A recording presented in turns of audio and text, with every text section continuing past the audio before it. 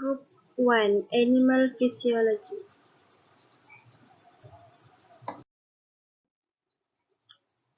This presentation video is about oxygen and carbon dioxide and internal transport at work. Question 1 is about the modification of the lungs in marine mammals. The lung capacities of marine mammals seems to be larger than the terrestrial mammals. It is proposed that, at least in some, these represent an important increase in buoyancy, which enable these mammals to rest at sea.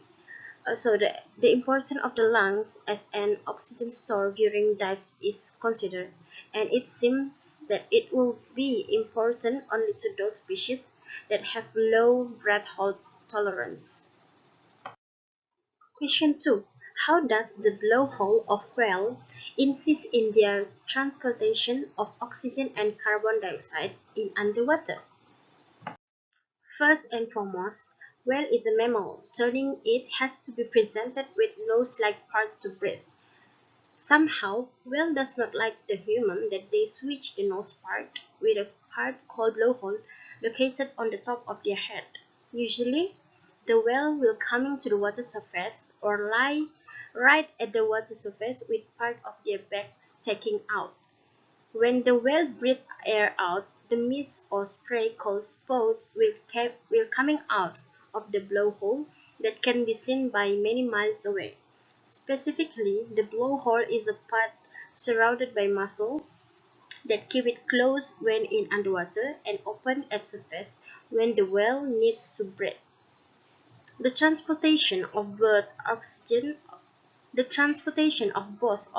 and carbon dioxide of whale is very insisting by the blowhole part that exists in different number according to the mammal marine animals. Question 3. How diving mammals stay underwater for so long? A study published in 2013 reports that diving mammals such as whales has oxygen-binding protein, which is myoglobin, that have positively charged in their muscle. The positive characteristics allow the animal to pack more myoglobin into their bodies compared to the other mammals such as humans. Then it enables diving animals to keep large storage of oxygen for them to draw in while underwater.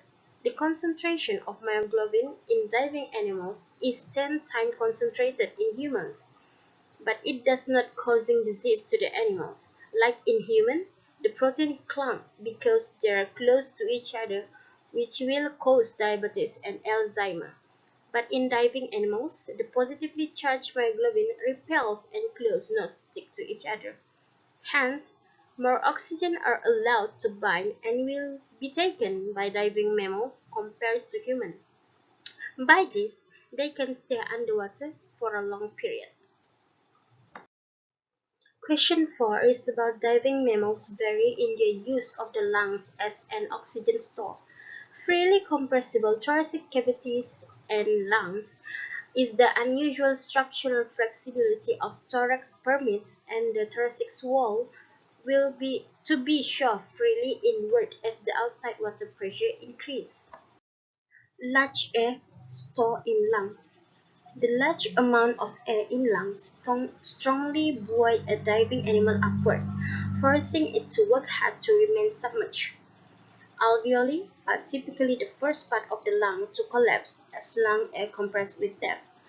The large amount of oxygen and carbon dioxide would increase the likelihood of decompression sickness.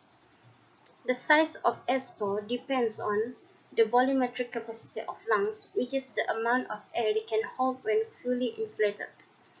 The volumetric capacity per unit of body weight is generally similar to those of terrestrial animals or just modestly larger. The deep diving animals have relatively low volumetric capacity compared to shallow diving animals of the similar size. The second one is the degree of lung inflation. The last question which is the fifth question is, does water temperature affect the underwater endurance of marine mammals? Whales, dolphins, seals, and other marine mammals can generate their own heat and maintain a stable body temperature despite fluctuating environmental conditions. One way of minimizing heat loss is to have a relatively low surface area to volume ratio, a small amount of skin across which heat is exchanged with the environment compared to a large volume of body tissue, which generates heat. Marine mammals also have excellent insulation in the form of fur or blubber. Fur insulates most efficiently when it's dry because it traps air, a good insulator. Water, in contrast, is a pretty efficient heat conductor, which is it transfers heat away from a body some 25 times faster than air. For example, the sea otter has the densest hair of any mammal known, which is 130,000 hairs per square centimeter of skin. The otter's hair is so dense it manages to trap a layer of air just above the skin even when the animal is swimming. Thank you.